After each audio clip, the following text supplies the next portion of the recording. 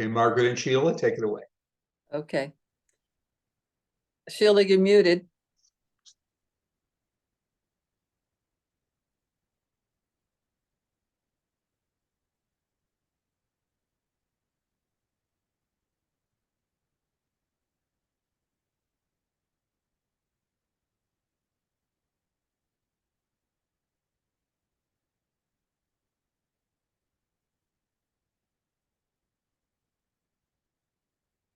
Maybe I should go ahead with the prayer and then Sheila can do the greeting when she finds the unmute. Okay. This is a quote from one of the meditations of Thomas Berry. It's called "The Body of Christ is the Entire Universe." We are called to communion with the divine source of our being, communion with the entire human community, and finally, communion with the universe itself. While we have recognized the inseparable nature of the divine with the human community, we have not yet realized that this communion, to be perfect, must include communion with Earth. This is the unique awareness that begins to take place in our times. The body of Christ is ultimately the entire universe. Experience of this communion is so strengthening, so ecstatic, that it can provide the energies needed to carry life on into the future. Let us pray that that is so. We would like to welcome each one who's attending this afternoon. We know that climate change is so significant at the current time because we gained so much knowledge about what climate change has caused and is causing in our world. We see the impact on food development, on water, on health concerns, employment, housing, and the people who are most affected are those who are already living in poverty. And so we're here together to understand more about climate change and above all, how we can participate in restoring our climate to good health. Okay. Thank you, Sheila. Excuse me, I need to drop off so because of the situation here, so please excuse me. Thank you Thanks, Margaret. for the prayer, beautiful prayer. So I'm going to give a little introduction to Courtney, and maybe there'll be some miracle and Courtney will appear on Zoom by the time I finish. And if not, hopefully the recording. She was great, great presentation on Thursday evening. So we were really happy when she did accept the invitation to speak. Courtney's on. Oh, great. Oh, so let me, okay. Terrific. So Courtney, I don't see you yet. You might be on the other page, but oh, Courtney, terrific. Okay, so we're up to the part where I'm introducing you. And I hate to say this because it's being recorded, but no one picked up that I gave the wrong name for IASJ on Thursday night. So I'm really very happy to introduce Courtney Wicks. She's the executive director of Interfaith Advocates for Social Justice. I'm not going to use the name I used for the A because I keep on wanting to say that. But many of us might know IASJ, Interfaith Advocates for Social Justice, if we were familiar with the Tri-State Coalition for Corporate Responsibility. That was its original name when Pat Daly founded it many, many years ago. So I happened to have the privilege of hearing Courtney say a few words on Laudate Deum at the quarterly meeting. I was online for IASJ last month, I believe it was. And the way she spoke of Laudate Deum, it really touched my heart. So when Terry and I were trying to find a presenter to speak on Laudate Deum, I immediately thought of Courtney. So we're grateful that she's here for both our sessions last Thursday and then this afternoon. Some information on Courtney's background, and I did get it from the website. She began her career as a community organizer where she built consensus and bridges between community organizations and institutional leadership on public policy initiatives, many of which are dear to our heart. Initiatives concerning criminal justice reform, economic inclusion, environmental justice, health equity, school equity, and access. This work led her to the Chief of Staff role within the state of New Jersey's General Assembly. And I'll just highlight 2 achievements that are mentioned on her bio in her professional life.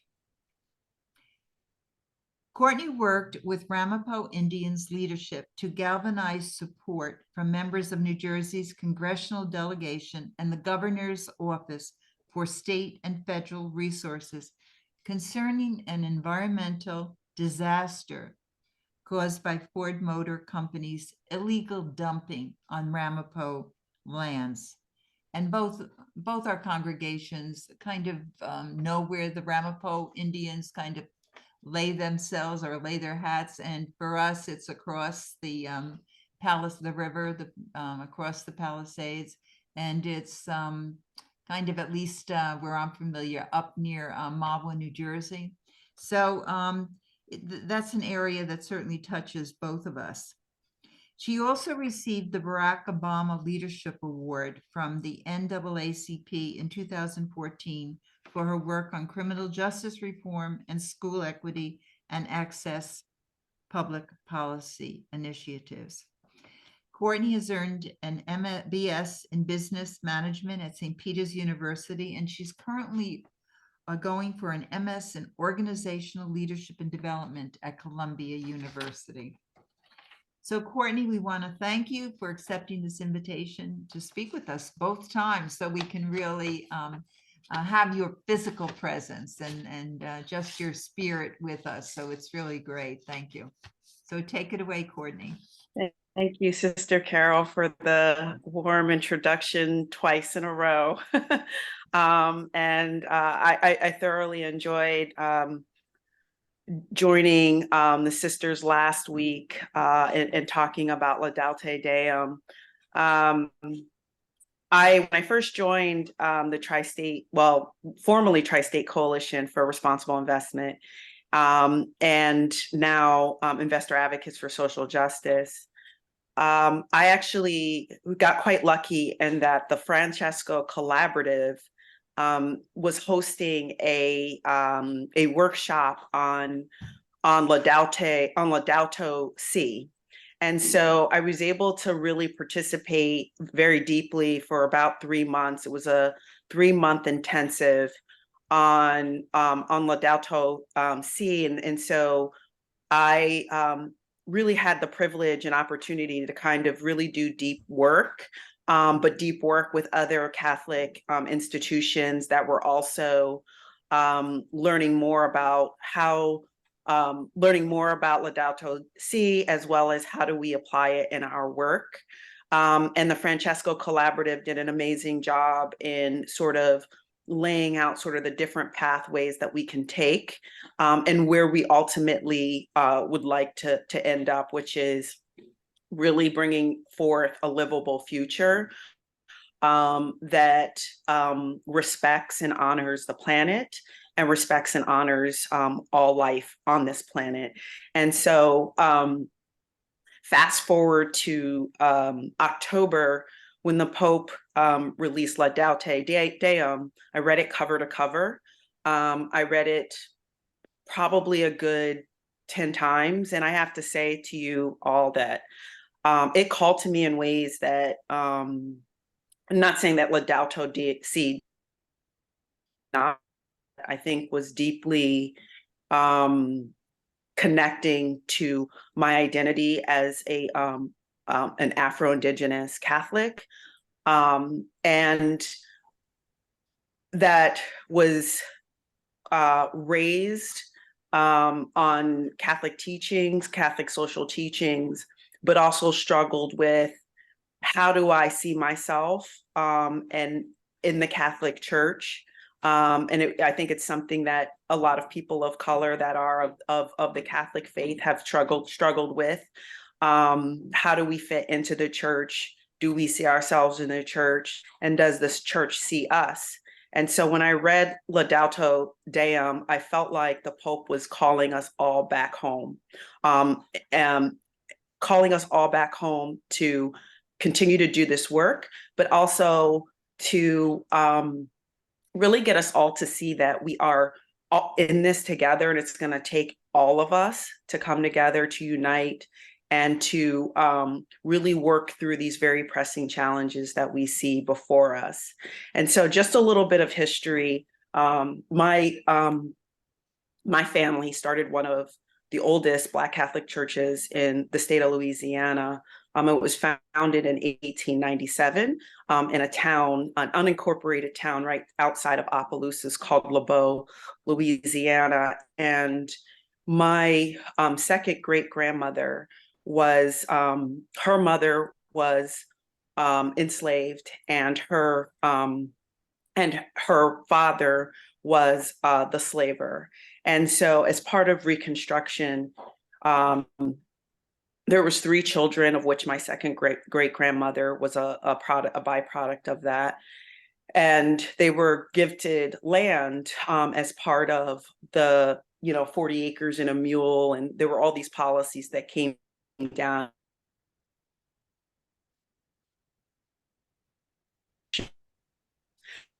And 100 acres.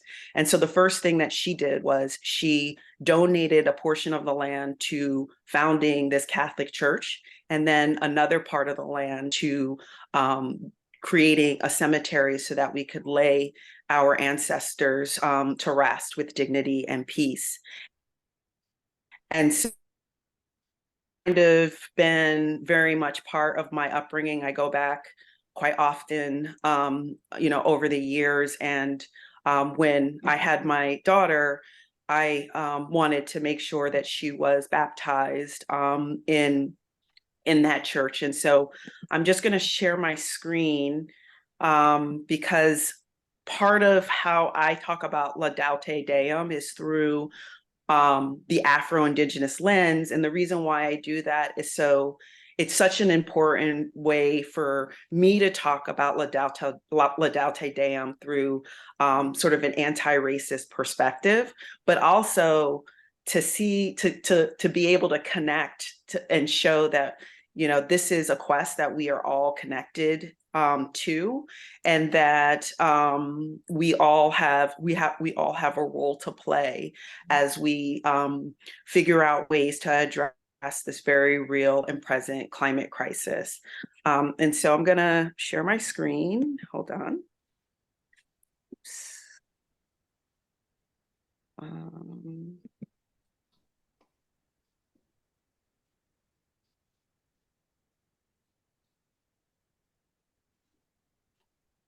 Okay, can everyone, hopefully it's loading, see that? Okay, perfect. Okay, so this is just some pictures to show. So I can actually trace my ancestry back to about 1612 pre-colonial era in Louisiana. And there was actually quite a bit of a large French Catholic influence at the time. And there was a merging of cultures between Africans that had just come over from West Africa. Some were free, some were not. Indigenous populations that were there, and then French and also Spanish settlers that were also in the region. And so my ancestor, as far as we can trace back in our family, was Mary Carmouche, and then she lived on the very lands where this church was founded. And so just a little family history that I like to share. And then just a little story about Father LeBeau, which the town was named after, of which was the first priest to to help found this church. He was of the Josephite order, and it was through Father LeBeau, of which the town was also named after, that he was able to help lobby the Catholic Church to start this church. And it's interesting because when I go there, there's a community center. I've actually added on to it a little bit. And at any given time that I go there, I always walk in and there are relatives that I've never met before that are doing a variety of community work, either making quilts or doing, food drives or distance, because it is a very rural area. And so sometimes things like, running water and electricity aren't as readily available. And so anytime I go there, there's always sort of that sense of community and community service that is still there and that's always been sort of the fabric of that community. And so why that is important is as I break down a little bit the Laudate Deum, I think you'll see some of the connections here. And so just to fast forward, so the Afro-Indigenous and hold on, just give me 1 second. I am okay. Oops, I am at the wrong. Just give me 1 second. I am.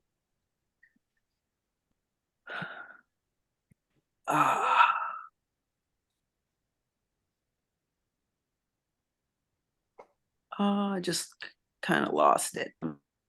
Back.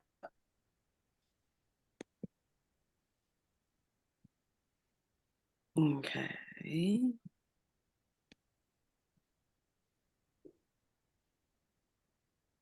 Okay, so you just.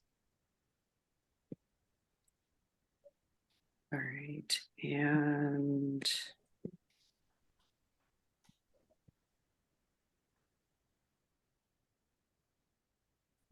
Sorry, I'm having some technical difficulties. Just bear with me.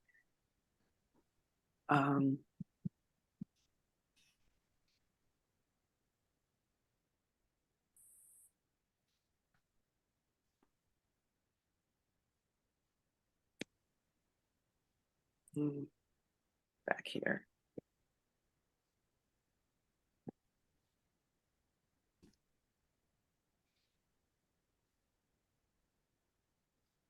Okay, so this is the I don't know. My computer is a little.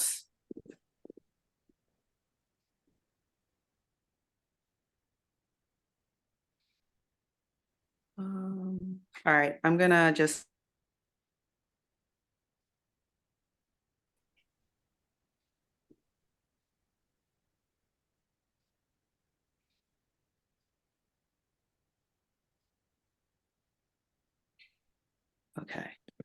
Okay, so Pope Francis encyclica Laudato Deum, which translates, as you all know, to praise God, addresses critical issues of climate change.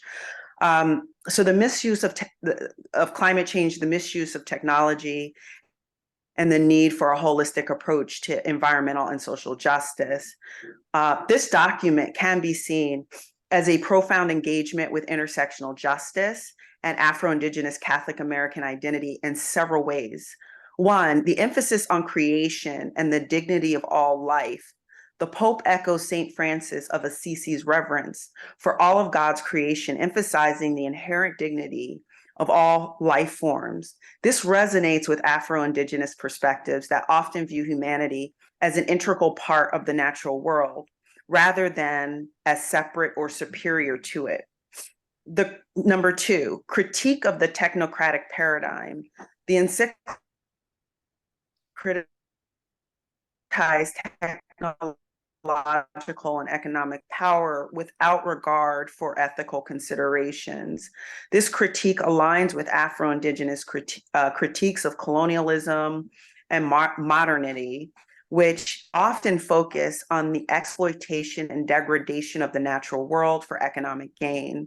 And then number 3, advocacy for the vulnerable and marginalized. So Pope Francis really highlights the disproportionate impact of environmental degradation and climate change on the most vulnerable, including the poor and indigenous communities. This advocacy really aligns with intersectional justice, which seeks to address the interconnected nature of social categorizations such as race, class, and gender as they apply to a given individual or group.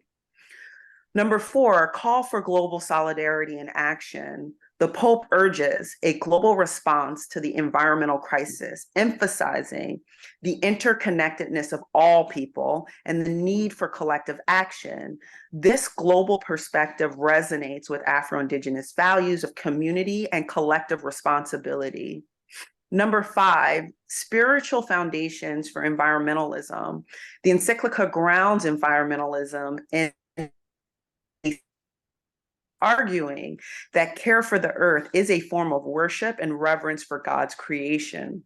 This approach can bridge diverse religious and cultural traditions, including those of Afro-Indigenous Catholic Americans, by providing a shared spiritual foundation for environmental stewardship.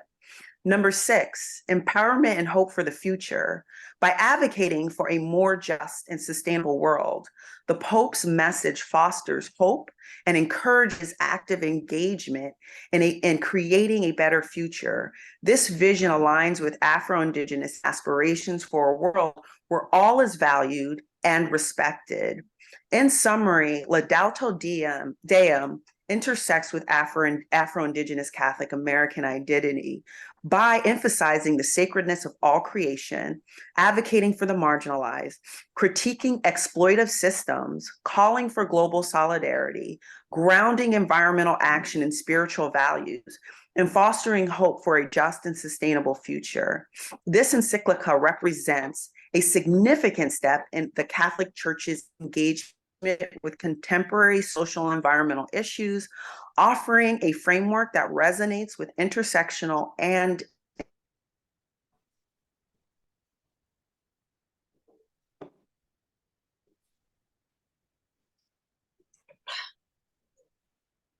Courtney, you're frozen. let's see. You're back. I'm back. Okay. So I just want to show you a couple of things on how we apply it in our work. So just to kind of give you all a sense of how we're thinking about and how we are trying to apply the Pope's call to action. So this is kind of this is a map of when we do our corporate social responsibility work.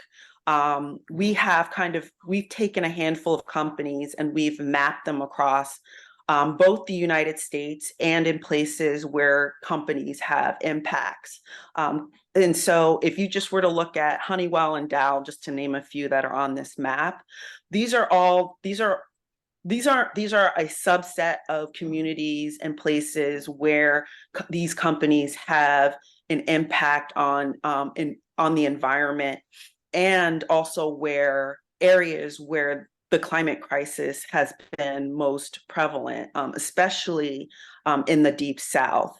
And so what we've done at INSJ is we've worked really hard the last 2 years to try to bring together impacted communities and our faith-based investor community as well, to work together more collaboratively and figuring out strategies and approaches to addressing these issues and raising the right questions, asking the right questions, and then and engaging companies on a myriad of issues that not only impact climate, but also addresses the behaviors that generate the kind of outcomes that we're seeing across as it relates to biodiversity degradation, ecological disasters, as well as the climate crisis. And so we really do try to take a a ground up approach. And so this map is kind of a good illustration using a handful of companies of how this work is starting to kind of shape up. The second map is sort of, this is our global map, and this does not incorporate our work within Shifting Gears or our Feeding Accountability campaign, which those two campaigns are focused on the automotive sector, and the Feeding Accountability campaign is focused on food and agriculture. So they're not shown on this map. We're redoing the map to be able to highlight those areas more specifically. But this kind of gives you a sense of what some of the US-based companies, mining companies, companies like General Electric, and some of the places around the world where they have impacts, but also where we have also we've been forming strategic partnerships with impacted community stakeholders and NGOs that are also working on the ground on these areas, and we have brought together our faith-based Catholic investor community together with these partners. And so I would say, like, every year, when I first joined ISJ, which is about 2 years ago, we had 8 partners. After 1 year, we had 33 partners, and now we're up to about 48 partners this year. And I think one of the most beautiful things about how we are approaching this work is we're actually getting to a point where we're probably going to have to grow a little bit more capacity just so we can accommodate all the requests from both investors in terms of the work that they want to champion, as well as our partners that are raising significant issues and material risks that investors want to know about, want to collaborate on, and hopefully move the needle on. And so this, I think, these are just great ways to just show. And then if you were to look across all of our campaigns, so we have our Climate and Dignity campaign, our Human Rights in the Value Chain, which has our Feeding Accountability and Shifting Gears campaign. We have our racial equity and immigrant rights work that we do, and we have our peace and demilitarization, of which there's systems that engage directly the defense sector on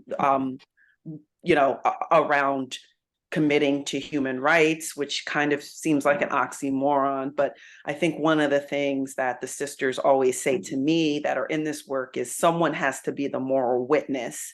And so we are constantly, engaging companies like Northrop Grumman and General Dynamics and some of these defense contractors on their human rights responsibilities, as well as their climate responsibilities, because with all the work that we might be able to do on climate, it will be for naught if we continue to have war. So it's really important that we continue to engage and talk to these companies, even if it's just to, nudge them and to be in front of them as it relates to their human rights and climate responsibilities. And so if you were to look across all these campaigns, they really do interconnect on some level at every, on not some level, but almost every level. And so we are still building out this matrix. And we've actually started a process where we're identifying our 10-year social change goals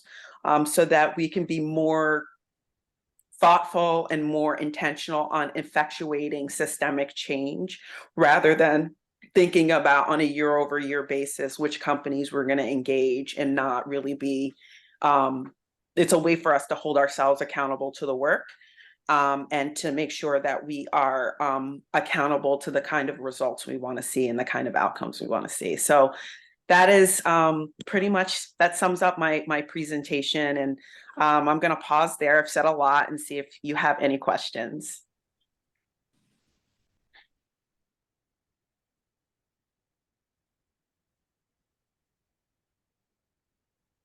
Okay, we have about 10 minutes If people want to engage Courtney and ask for further information on anything she shared, thank you so much again, Courtney. I'm sorry we had so many technological difficulties, but at some point you'll all get the recording of the first session that went flawlessly. So you can watch her presentation again. But if anyone now has a question or a comment for Courtney before we open the discussion more widely, you can use the raise your hand emoji or raise your physical hand and hope we see it. Sheila? Well, Courtney, thank you. And I feel so good that there is an organization that is working at such a level with large companies and what they're doing and whether or not they are contributing to our climate change. I guess the question would be for us, how do we fit in? I mean, it's very important to know about what you're doing, but is there any way that that we can connect with what you're doing? So yeah, that's a great question. So I would say there's two ways. One of the things that I think all of you have been serving communities for since the founding of your congregations and your orders, and so sometimes the best way for us to work with communities that are impacted are the ones that are right there in your backyard. And so religious leaders, if there are other faith leaders, if there are community organizers that you're already working with on a number of other issues, we would love to. That's a way for us to connect and kind of hear from them directly about some of the impacts of companies. And what we tend to do is we try to see if there's a pattern. It's not just one community.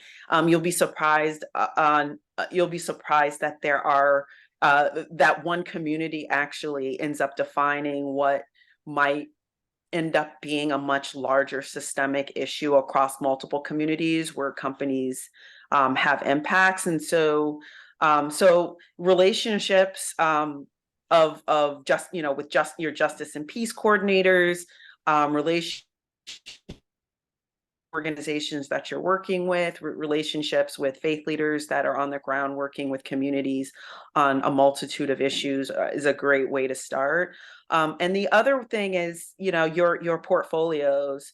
We work with about 38 women religious organizations, primarily in the tri-state area, but we are starting to attract other women religious orders and congregations from we have 2 from California now, and then we have I think 2 out of Michigan now. So and that's just another way to kind of just activate your portfolio. We can take a look and see what companies are in them, and then we can devise a strategy around how to engage these companies on these issues, because there is both this individual, there are things that we can all do as individuals to, be more sustainable in our homes, to reduce our carbon footprint. But a lot of what needs to happen is getting companies to start taking climate seriously. And one way to do that is to hold them accountable by mobilizing shareholders that really care about these issues.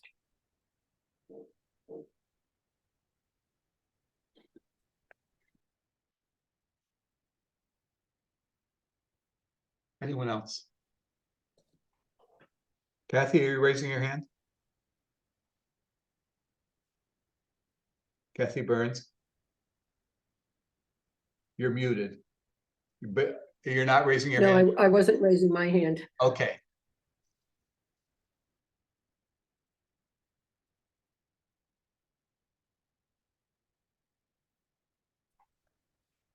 Anyone else?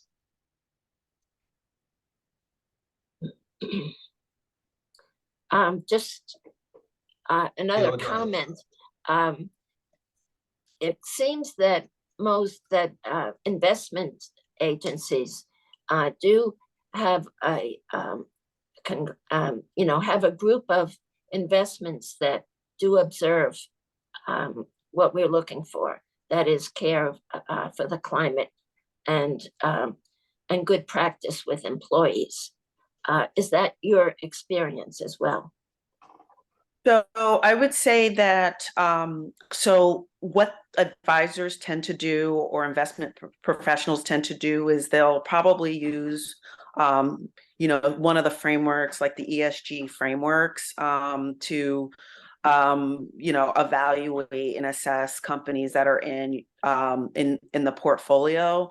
But I think what we do is we go a lot deeper. We host, I think this past year we hosted close to 100 corporate dialogues with company executives around their climate commitments, because on one hand, companies might commit to, let's say, reducing net zero targets, but we want to know how they're going to do it and how they're going to share how are they going to disclose publicly how they're going to how they're tackling it on a year-over-year basis.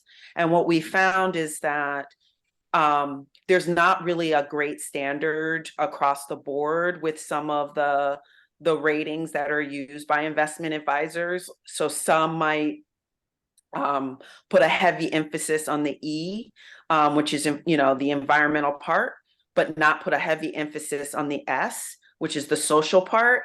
And so, as Pope Francis named in Laudate Deum, the two really go hand in hand, because where you see human rights violations, you'll also see climate and environmental violations as well. And so we try to do our best to engage companies a little bit beyond what the advisors might, that you might work with. They don't necessarily do that type of active ownership. We actually do that. Carol, and then Roberta. Why don't we let Roberta go first? Okay, yeah, and then if there's time, I'll let. Okay. You need to unmute, Roberta. Thank you. My question is related to, can you share with us some of the positive impacts your dialogue and working with these companies have made to show us what your action has made for the climate change, for the earth? Sure. So I guess a good example might be Dow Chemical. So we engaged them. We started engaging them on actually on environmental justice.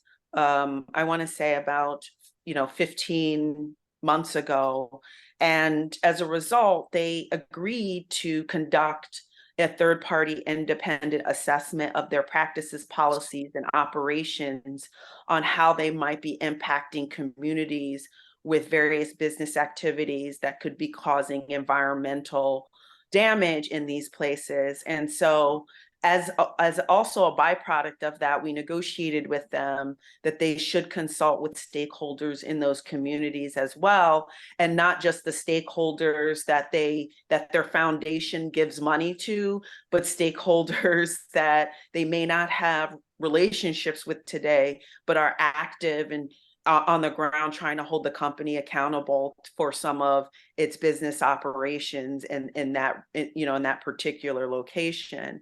And so the company has agreed to do that. They hired a third party law firm out of Washington, D.C. We were able to bring all of our investors in Dow to have a conversation with the auditor to get a better sense of what the scope of work is, but also to get a better understanding of how much access the company was going to give the auditor. Would they really be able to look under the hood and see, how its policies and practices could be causing harm?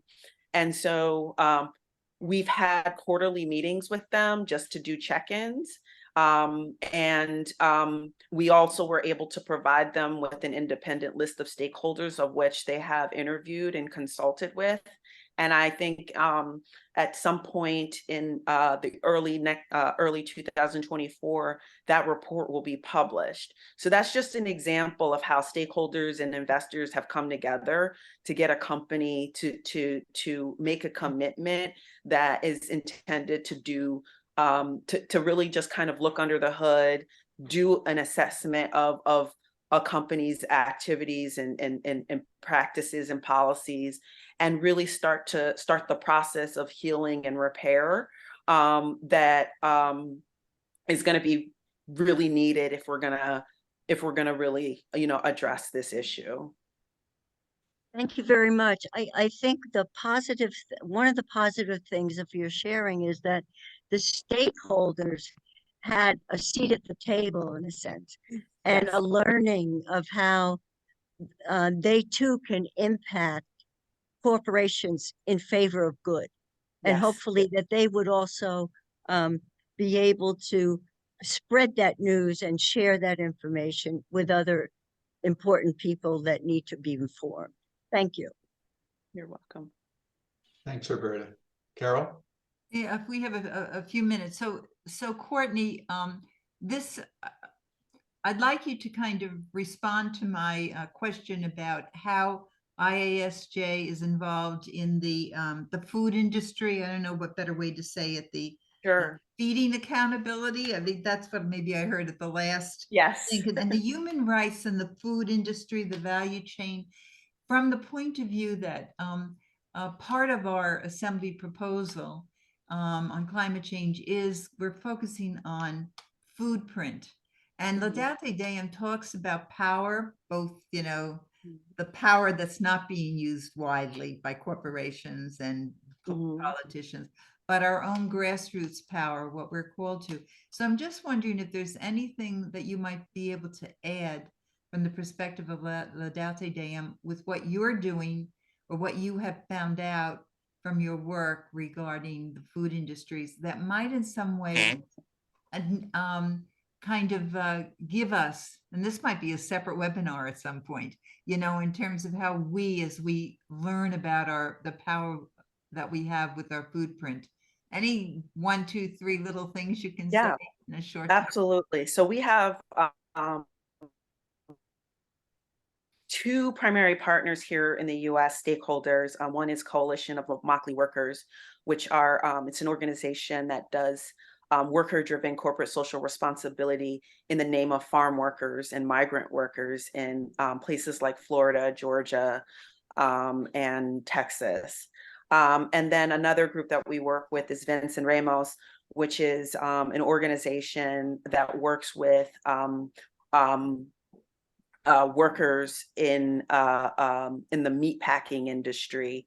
So they're focused in states like Arkansas, Iowa, Missouri, Mississippi, and a few other states. And so we're working with them on a couple of things. One is the human rights issues that are you know, happening within those supply chains.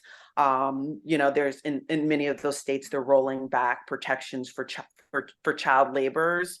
And there's a very direct connection between the children that are being employed either legally or illegally in these industries to the child separation laws that happened. And now you have unaccompanied minors here in the US and they're trying to put them to work. And so these groups are on the ground trying to protect human rights in these places. But also there's over the summer, I don't know if you all saw the news about the heat dome that was also over those same states where the heat was just oppressive, and it pretty much just kind of trapped over, you know, parts of you know, the central part of the United States and in the South. And so workers are also dealing and reeling from the effects of climate change, of which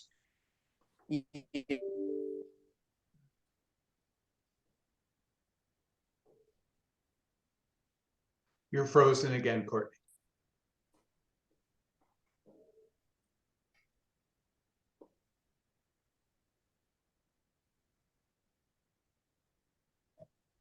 Oh, dear. Well, while Courtney tries to melt, we're coming to the end of our time with her anyway. So I hope you can hear me, Courtney. Thank you again very much for your marvelous presentation the other night and this afternoon. And I particularly appreciate two things: your intersectionality with anti-racism, because that's an issue that both of our congregations have been working on for a while, and also the emphasis on corporate responsibility. I always say every sister of charity on earth could be carbon neutral, and it would have very little impact on the environment. We have to get ExxonMobil to be carbon neutral. And so anything that can help us do that is crucially important. So thank you very much for your work. And I don't know if you've disappeared. So now we're going to move into two related ways of unpacking our assembly decision. First, to look in general at, based on what we've been doing for a number of years, in the 8 years at least since Laudato Si, and by this new input from Pope Francis on Laudate Deum, what in general do our two congregations need to do to commit more fully to the vision of those two landmark encyclicals? What are our next steps in going forward? And I encourage you to really tap into your heart's desire and your passion, and to think big. As we know, the answer is not just us recycling better. We need to take steps that are dramatic and large. So let's just take a minute to enter into silence, to get in touch a bit with our passion, and to see, to tease out some ways in which our two congregations need to move forward in our commitment to Laudato Si and Laudate Deum.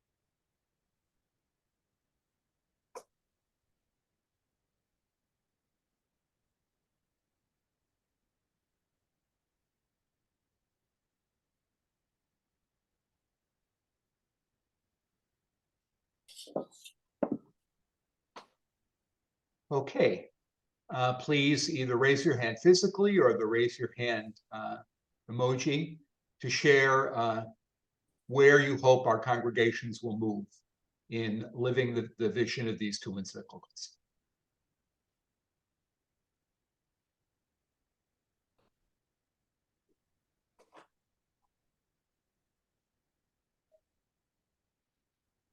Jean Flannelly? Jean, Yeah, okay, thanks. This is not a big step, but it is a step that was that came to mind as I listened to Courtney. I'm fascinated with economics and how that works, and I try to learn more about it. We depend upon our investment advisors for congregational decisions. And one of the things that Courtney said was that the investment advisors, might be strong on one aspect, but miss on the other aspect. So a small step we could take is that the investment advisors of both congregations have conversation with Courtney to go deeper than, they are ordinarily doing. Thank you. Thanks, Jean. Great suggestion. We should send them all a copy of Laudate Deum.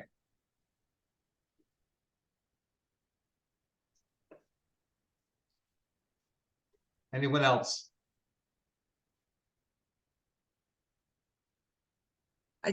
I think they need more than a copy of Laudato Deum. I mean, she's more into the grassroots and what's happening with specific companies. I know that, you know, I'm on the Laudato Si committee for my congregation, and I know we've been working with our financial officer, and we've made progress, but we've put a lot of emphasis on fossil fuel, but there are other things we need to be paying attention to. So the idea of sitting down with Courtney is to go deeper. Thank you.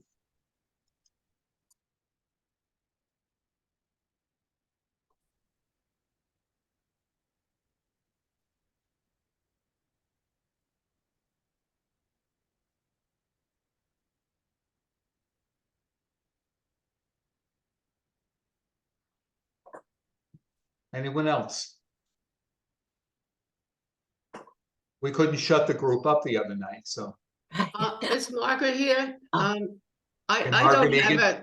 I don't have a suggestion even as profound as Jean, but I think a crucial thing, which seems so simple, is that regardless of what we do or what idea one or the other congregation gets, that we make sure that we clearly share it with each other, with one another. That's that to me, that's crucial. Thanks, Margaret.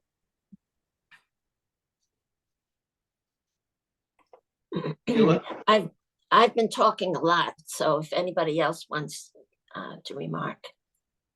I just had the thought that, as Margaret said in the prayer, that the body of Christ is within every human being and also in creation.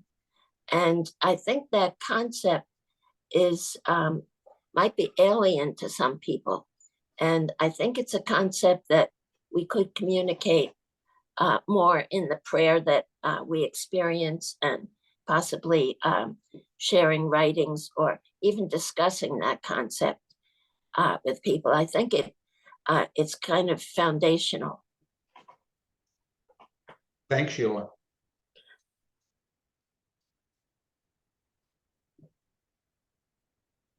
Yeah, I don't, the person who has her hand up, I can't see your name.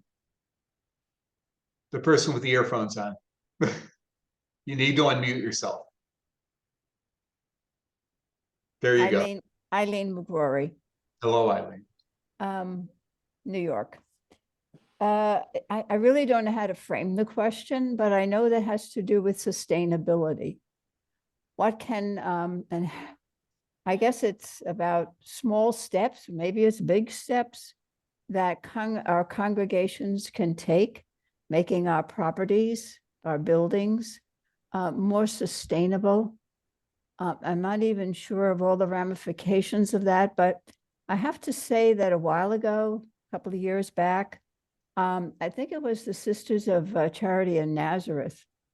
I was very impressed by what they were doing with their buildings and their property in making them sustainable. So if you can ferret a question out of that and respond to it, I would be happy, no matter how small it might be. But it's always something, you know, sure, we've changed lights, we've went to LED and all of that. There must be other things we can do to be sustainable. Thanks, Eileen. Yeah, I mentioned that at the meeting last week. I encourage all of you to look at the Nazareth website. The things that they've done for sustainability at their mother house are incredible. And they're no younger than we are, and they don't have any more money than we do. So it's not a question of age and money. It's a question of passion and commitment. But do, for your homework, everybody look at their website, because it's really incredible what they've accomplished. Thank you.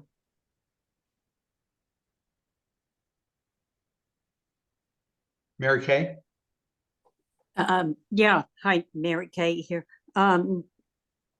I just find I had family visiting this week, and I'm just wondering how well are we expanding these conversations beyond our religious congregations, getting out very especially, I think the young people can teach us an awful lot. So engaging young people, and I'm looking at my nieces and nephews in their 40s and 50s, and you know, they're not hearing about Laudato Si and Laudato Deum from their parishes unless they're, you know, really avid readers of America, Commonweal, Sojourners.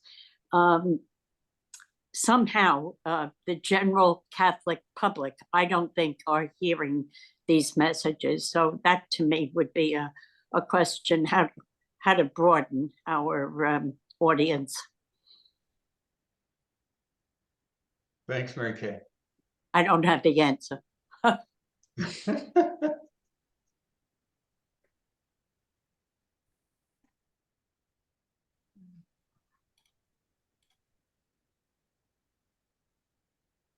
Carol, you have your hand up? Yeah, and again, it's, I don't know how much of it is an idea, but Mary Kay, what you just said sparked this in me. Because yes, how do we get the message out? And then for me, one of the big things is, how do I take all that's happening? Because there's so many good things that are happening. It's just amazing. And kind of connect it with either, let's say, the environmental leaders I work with, or my own family and all that. And just as an example, I had heard about this book for a while, but I did take time last week to listen to onbeing.org, Krista Tippett, and it was Christiana Figueres. Am I saying her last name right? Figueres, Figueres. She was the person who was in charge of the climate change. I forget the UN climate change thing for about 6 years. But why I'm saying this is, I'm listening to her and I'm saying, this is what our sisters are doing. This is what we believe. This is what we've been about. Because she was in the book that she's written, The Future We Choose. She's talking about how our awareness is so important. And this awareness has to go into changing our way of thinking. And as we change our way of thinking, our actions will change. And these actions together are going to, that's the transformative process. So she was actually talking, I think, about what we've been called to by LCWR and so many things. So I mentioned this because I think this is connected to this climate change proposal, that the more we're aware of this, the more we bring it to prayer, the more we join with others, because there's a lot of people who are talking about, we are in an urgent time. I mean, when I think of the future generations, and, you know, by 2050, it is very urgent, but at the same time, they are people that are very involved in this, that I value and respect, are talking about there is hope. We can make a change. And so how do we bring that into our prayer? How do we bring that into our consciousness? How do we connect this with our spirituality? Because what saddened me about listening to onbeing.org is we're hearing about the Buddhist philosophy. We're hearing about, that's always what I'm hearing about. We're not hearing about our own Christian mystical tradition. And as we know, Constance Fitzgerald, The Impasse, The Dark Night, some of the beautiful things that were written. So I think one of our calls now, especially as we get older, is how do we bring this consciousness awareness that we're working on, and that is our prayer? How do we kind of mobilize that and see that and see that as a real response and hope that's transformative? I believe it is. It is very. So I can't help but think this is our legacy, right? This is the, so anyway, I don't know, again, it's not easy to put it into, this is a concrete proposal and this is what we're going to do, but we are doing it. When Barbara Jasinski spoke to me after Mass, Sunday Mass at the convent, and what they're doing at the convent in terms of this consciousness, understanding their relationship with God, their image of God, connecting it to this growing consciousness. So anyway, I'm sorry I can't put it into better words, but I have such hope. I really do. Thanks, Carol. Roberta or Marie? I'm Marie. There are sometimes people who would like to work on Laudato Si. A woman just said to me the other day, well, I'm looking for some parishes where I could do a study group on Laudato Si. You know, she's, you know, there may be people, if we talk about it, that would like to do something in their parish, would like to start a prayer group or a discussion group based on Laudato Si or on Laudato Deum. We don't all have to do it all ourselves. And even the discussions that have been gotten together, the Learn, Act, and Pray, those could be used in our, you know, in our convents, or they could be shared with anybody. They're, you know, it's not a lot of paper, and it could be shared around, left around in a church, given to someone that might be interested in starting a group or doing it individually. Thanks, Marie. Thank you.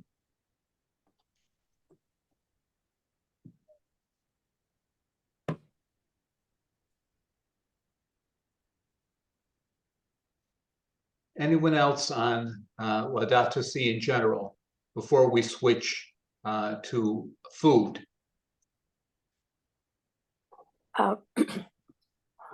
Claire? Thanks, Terry. Last week at one of our meetings, and I can't quite remember which one it was, I mentioned that I would be in touch with our city councilman here to find out who in New York City is the point person and the accountability mechanism for what will be going on at COP28.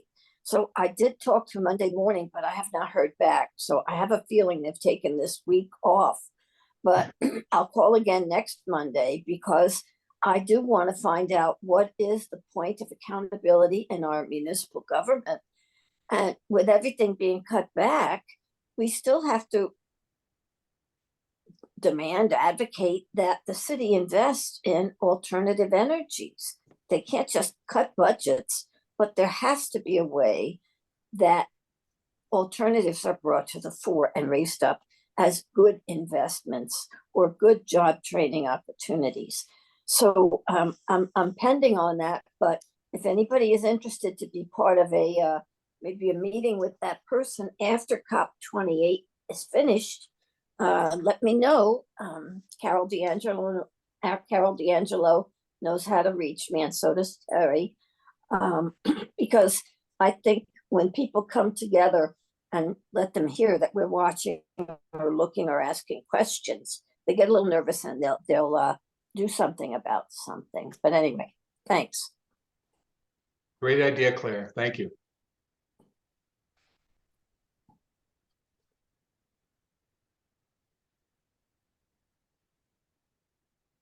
Okay, so you'll recall that the Assembly decided as our particular way for the next 4 years to live into the vision of Laudato Si. We were going to focus specifically on food print, on issues of food justice. And Courtney touched a little bit on that in her presentation. So what ideas might you have about what we as individuals, as local communities, as congregations might do in that regard?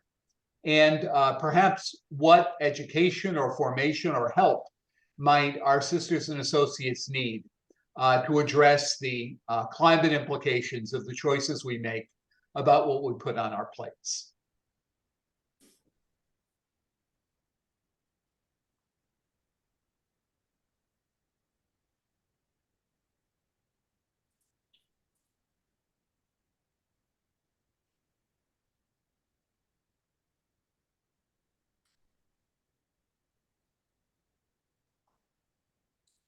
Seal?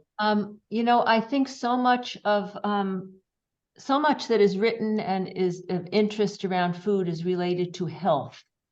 And I think that has taken its own level of education. But I think educating ourselves about what foods that we eat are the most detrimental to the earth and to this planet that we live on, because I think some of them can be very surprising. And, you know, I think we all are just so blessed with the kinds of choices that we have every day in probably most of the places where we reside. And I think there would be some place where sacrifice is needed if we're going to limit some of the kinds of things that we have available to us. But I think we need to know what that is first. It's like you don't eat too much red meat because you know it's just not good for your coroner status. I think there's a whole lot more known about that than what happens to the earth with many of the food choices that we have. So I think that, you know, we always push things off to educate ourselves more, but there is something to be said for every time you learn or have a new insight. It's enriching for just your whole general stance on this planet. Jean? Okay, I want to pick up on that, educating ourselves. It was spurred on by something that Courtney said. It's not only the immediacy of the foods that we eat and those choices, but to be educated in terms of the food chain, to be educated in terms of the people who are involved in getting the food to our table, like the meat packers, you know, that whole thing about unaccompanied minors being forced into or going into unsafe situations, work situations, that whole piece that it's part of it. But I think we also need education there. Absolutely. Thanks, Jean.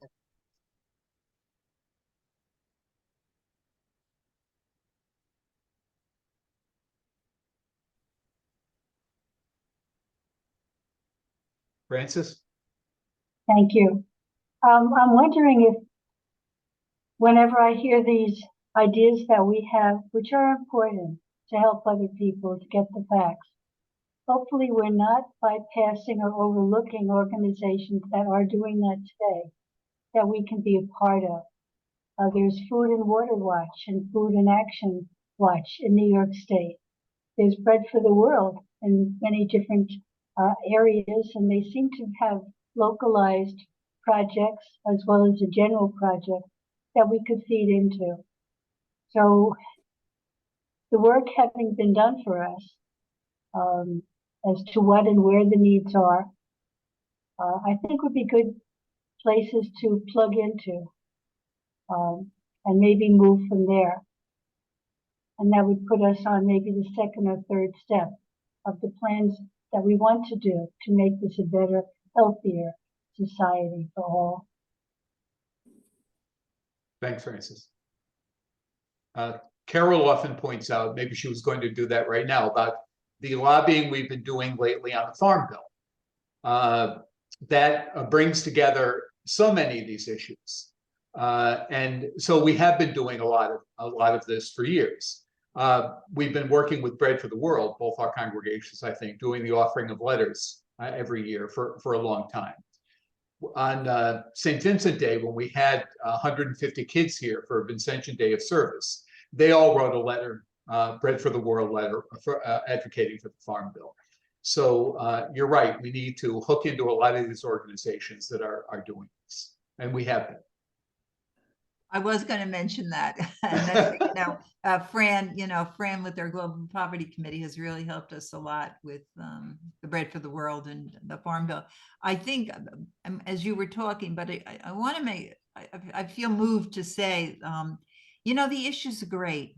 And we can't solve all of them, or maybe even one.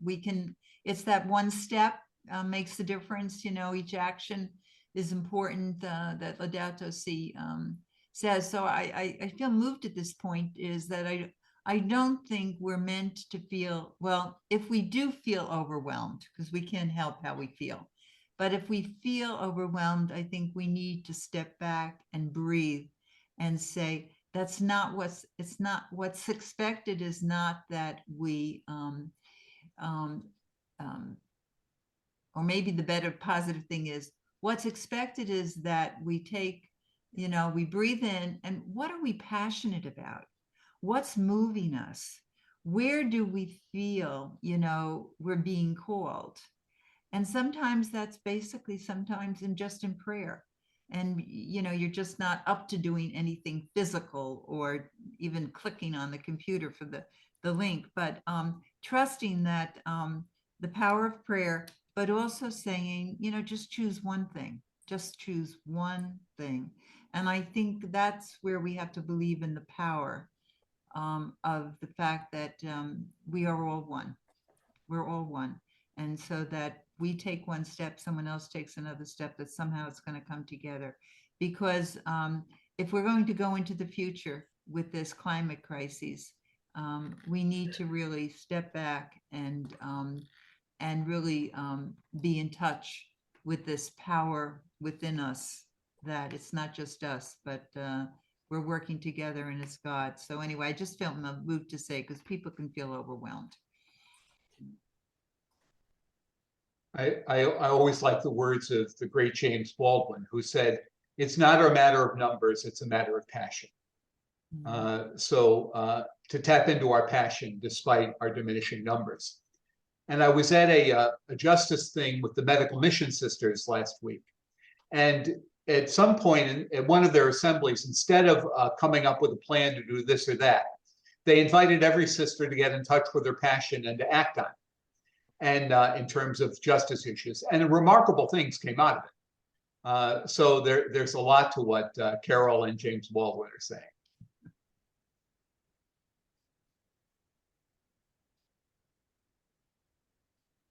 Anyone else specifically on the issue of what we might do about food print? Perhaps someone we haven't heard from. Who was about to talk? I was just going to say, because last week we did talk a little bit about fair trade and trying to become more aware of fair trade issues. And definitely that's something that not as simple as, you know, as it sounds, but that is something that I know the Ladautus Action Platform Committee on our, on this side of the river, you know, two people are looking at that and putting out something. And Terry and I do keep in touch in terms of what we're sending into our facts focus. So there is sharing about some of that. Yeah.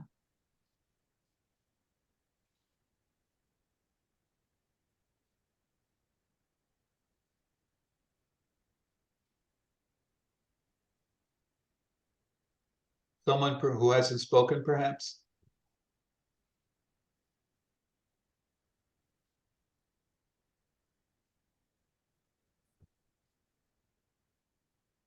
Do you see Ellen and Farrell? No. Ellen, unmute yourself, okay? Mute yourself, Ellen.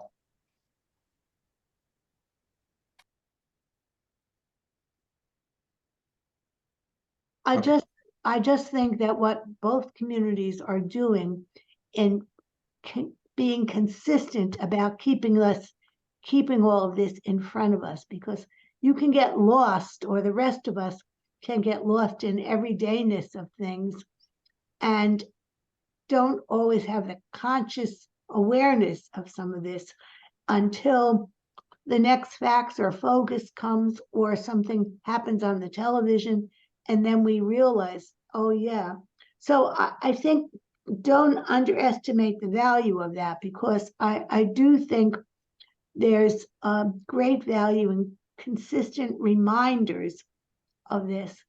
And sometimes the practical ways you suggest for people to do this are, I think, are very, very helpful. You know, sometimes it's like you get bowed down in having to say something again and again and again.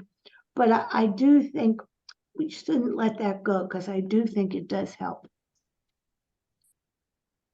Thanks, Ellen. You're welcome.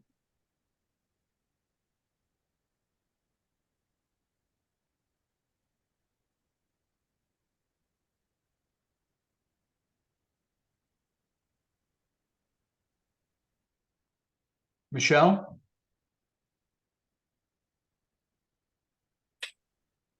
I'm not sure. I know it's an art and I don't know why it keeps coming up, but has anyone, I wasn't at the first meeting, or Glenn and I weren't at the first meeting. Has beekeeping ever come up as an idea on the properties? I don't know if there's already beehives there, but Glenn was just looking it up, and it's helps with about 1/3 of the food sources. Right. With just those tiny little bees that help pollinate and all of that. So it's something maybe to explore with sisters and at another time, but for some reason that keeps coming up. I don't have enough space on my property, but it's something that I've always thought, oh, well, that would be such a wonderful thing. There's so many benefits to it. Thank you, Michelle. That's a great idea. You can now buy honey produced from every zip code in New York City. Ah, People have beehives on their roofs. So there's been a great resurgence of interest in bees, and very important. would just like to point out the beekeeping that happens at Mariondale with Betty Jaster. Mhm. I don't know if they make honey. They I do. haven't- They do, okay. I just, perhaps supporting them just would be one step in that direction. Few dollars sent helps them to keep that going. And it's part of the whole business of the bees.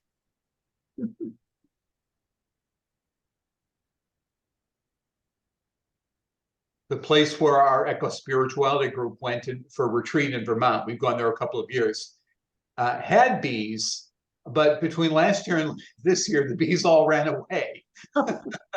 Is that the one up in Benson? Yes, yeah, Oh, thank you. Oh, that's, it's a Another great great, place. I don't know why the bees took off, but that's a shame. the queen bee went elsewhere. That's yeah, why. probably. But another advantage of honey is that if you get honey from your own region, it cures allergies. Yeah.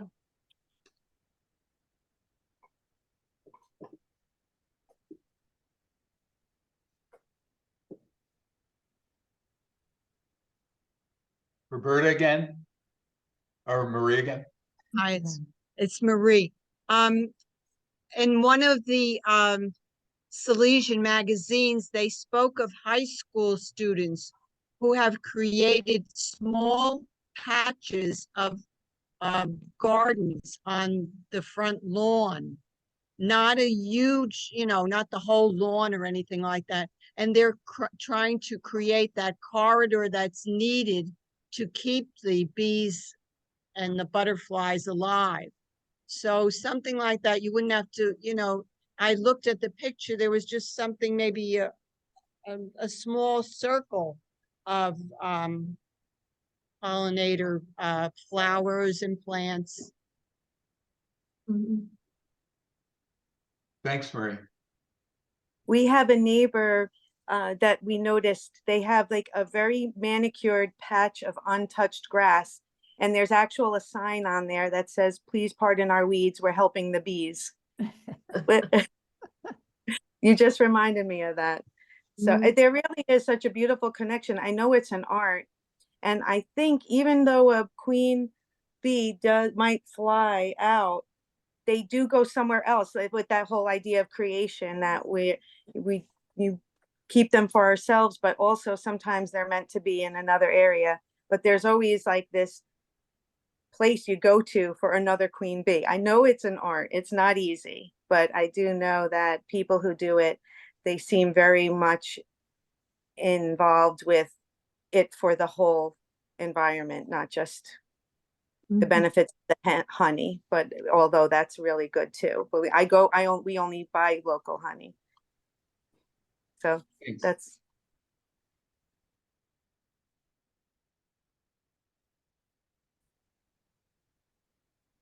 Okay, maybe we're coming to the end of our time, but maybe time for one more person if you have a passion you'd like to express.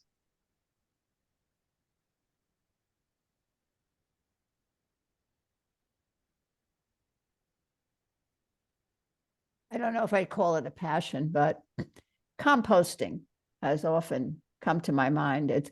But then it just seems too big a project to take on. And I don't know anything locally where composting is collected, let's put it that way. But you asked, that is an idea that stays with me. We only could do some composting. Great idea. I believe that's something that's going to be happening in New York next year. I was reading a little bit about that last week. But Mary Kay, I just heard it's one of the things being cut in the budget.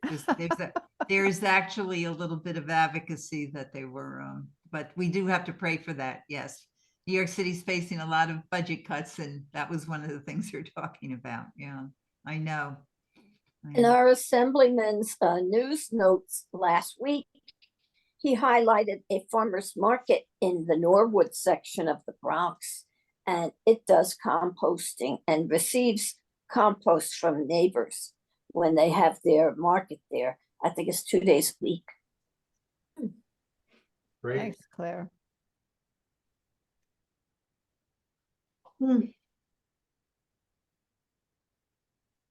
Okay, well, we're coming to the end of our time. Thank you again to Courtney for her very stimulating talk. And thanks to all of you for your wonderful ideas. The plan is, you know, this was the only assembly decision that didn't mandate a committee, for which we are all very grateful. But Carol and I and Mary Morley, who were leaders at the group at the assembly, will be meeting, taking the input from these two meetings and coming up with some suggestions of actions that both of our congregations can take. And also at some point, you'll be getting the links to, we'll distribute the links to both of these sessions. And also, I took down everybody's suggestions, so they'll all be going on as well. So Pope Francis in Laudate Deum refers to taking the next step on a pilgrimage of reconciliation with earth that is our home to make it more beautiful. So this was another step, and hopefully we'll continue to be walking on that pilgrimage of reconciliation with earth that is our home. So thank you all for your time, and you'll be hearing from us again. Thank you. Thank you. Thank you. Thank you. Thank you. Thank you. Happy Thanksgiving, everyone. Happy Yes, Thanksgiving. All the best. Just eat vegetables, no turkey. Yes.